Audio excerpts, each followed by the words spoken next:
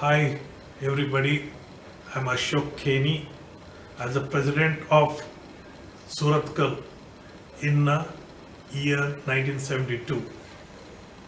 I don't know how the time has passed, it's been so long, but it also feels like such a short time back I was a student in Suratkal. I enjoyed my life in Suratkal. We had a great time and a lot of friendships we developed from people from all over India. And after graduating my engineering in electrical engineering from Suratkal, I went to United States to do my masters in uh, Worcester Polytech Institute in Massachusetts. After doing my masters in electrical engineering from Worcester Tech, I joined the railways and I worked for the railways for 5 years in the United States. After 5 years, I decided to set up my own business and an engineering and construction company in 1979, and I continued to do that so far. In 1995, I came to India to develop the Bangalore-Mysore infrastructure corridor project. This that time was the largest infrastructure project in the country, and I wanted to use my experience in the United States to do something good for my home state. So we developed the project, and part of the project is built, but the rest of it is stuck in political controversy, because as usual, politicians are involved in acquiring land on Benami, and they put hurdles to develop the project. But still, all the court judgments are in our favor, and we continue to do the project, though it's going slow. While being in the United States, I did a lot of engineering and construction work in various states. I was working offices I had in about 26 different states in the United States, right from Florida up to Massachusetts, on the East Coast, and also in California, and also in Seattle, Washington, and in between various other places like Chicago, Detroit, etc. Some of the projects I did was the Detroit People Mover, which is a wonderful, wonderful project. Then I did the fiber optic network from Florida to Crystal City, just outside Washington, D.C. for US Telecom. This was done in 1985. And then I did for US Telecom also another fiber optic network from New York to Los Angeles. So basically a cross fiber network from north to south, from east to west. It was a mega project those days, and we did it in record time.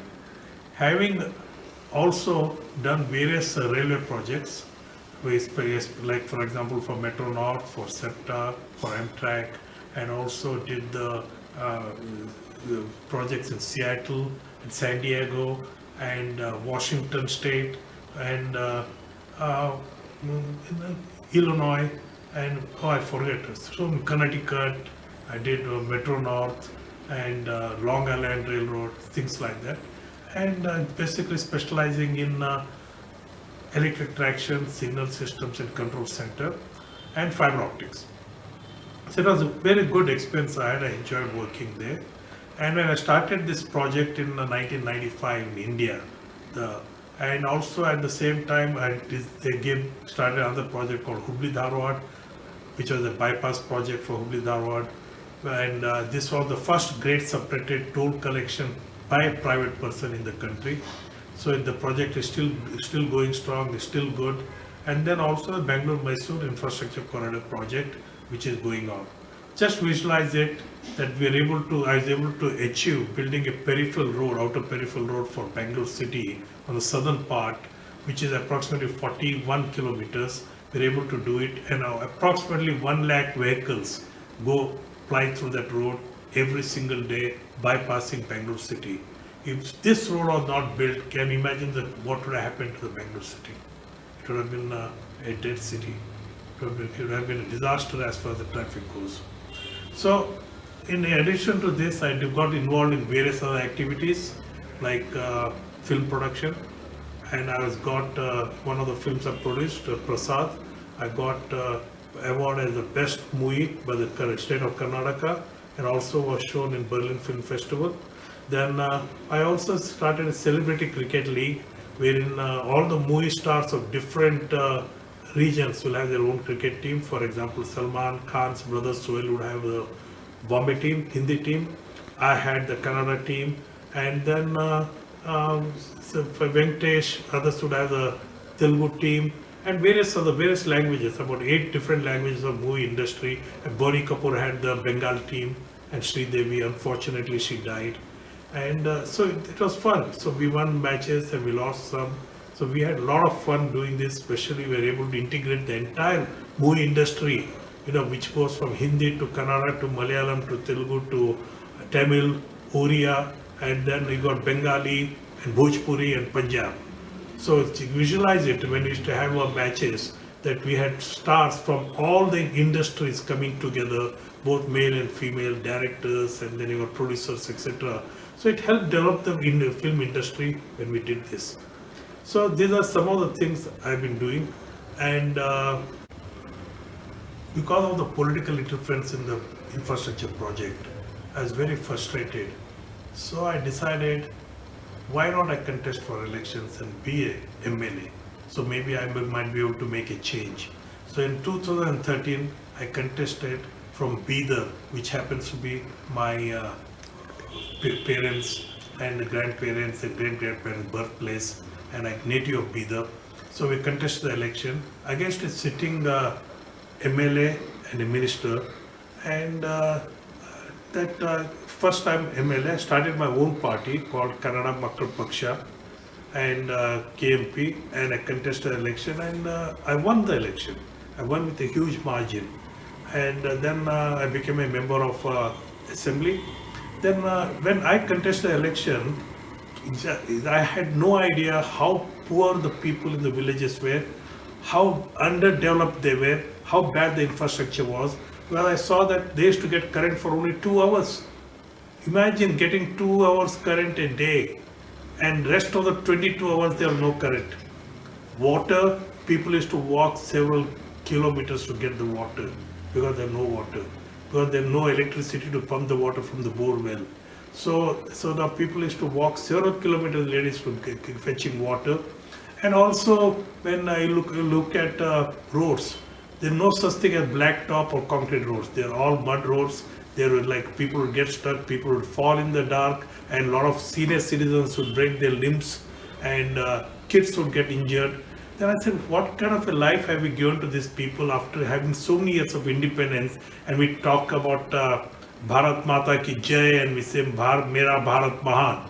So I was very, very upset that I sat with my engineers, my team, I said, and my managers, so let's come up with a plan how we can deliver the best possible infrastructure to these people within the resources available from the government.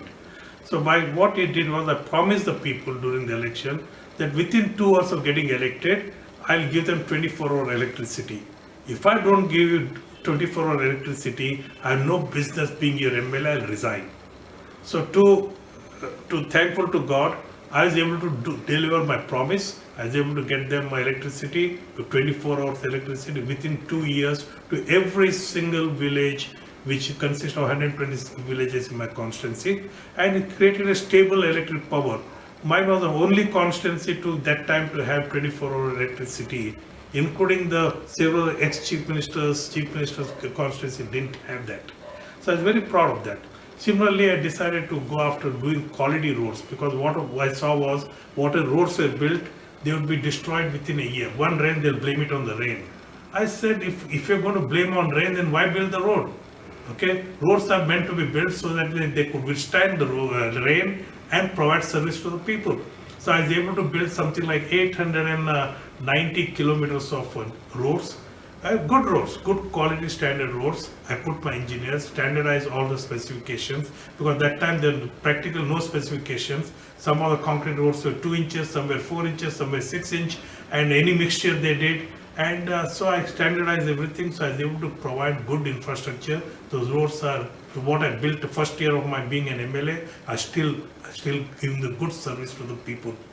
Then water, I drilled several hundreds of bore wells in a planned manner and interconnected them, and then had the water supply delivered to the people to their villages.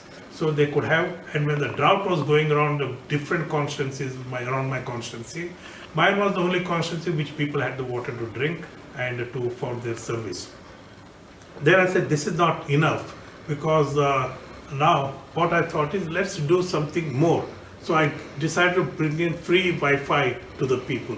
So when I brought the free Wi-Fi to the people, suddenly everybody's quality of education went up.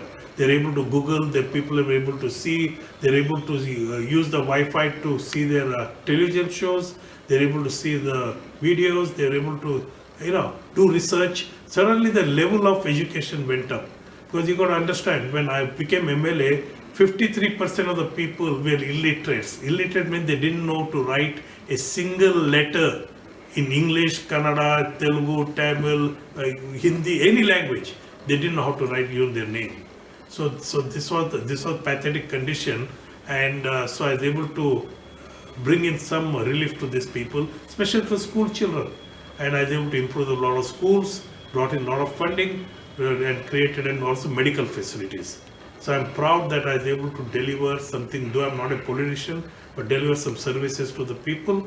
So I just wanted to share my experience of last how many years now, 72, now it's 2018, 18 is looking at 28, 30, 38, 46 years. In the last 46 years, I was able to keep myself very busy.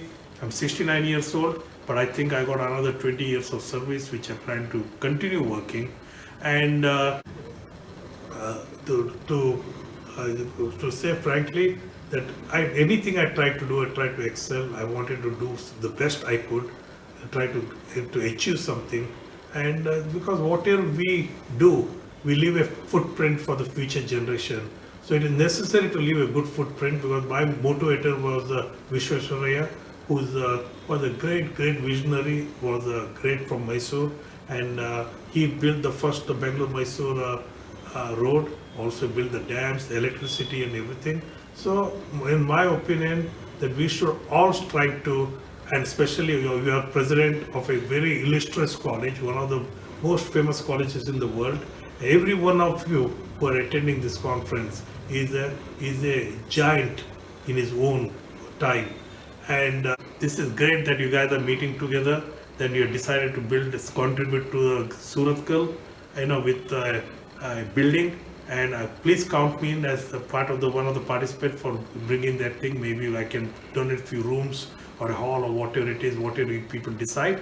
And I wish you all the best. And I think instead of meeting once a year, we should also try to meet more often and re-establish this friendship and re-establish this affection we have towards our college. Thank you.